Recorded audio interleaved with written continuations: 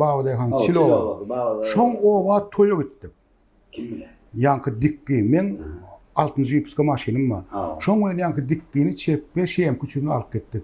Men alyp gitdim. Onuň bardyk. Onuň toýda senem bir satyr oýnak görjekmi diýdi. Sen oýdan satyr oýnak. Men hiç ýyl oýnak göremem. Dikki şeýem çepbi. Awa çepbi oýnaýar. Onuň ay menim tapagy ýok diýdim. Oýna diýsen oýnaýaryn diýdim. Ay bolýa seni mäder barlak gör diýdi. Ay onuň başlady gerek görli men mollum bol oýnawanrak da. Sebäsma. O beşma.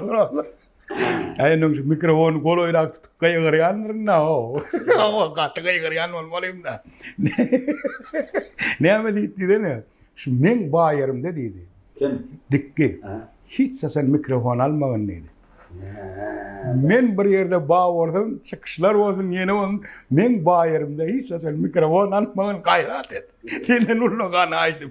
Ana birinji çıkışymyz şon ýalyrak bolupdy. O ýene soň Hudaýa şükür düşünýüşdik, dost bolup gitdik diýen ýaly.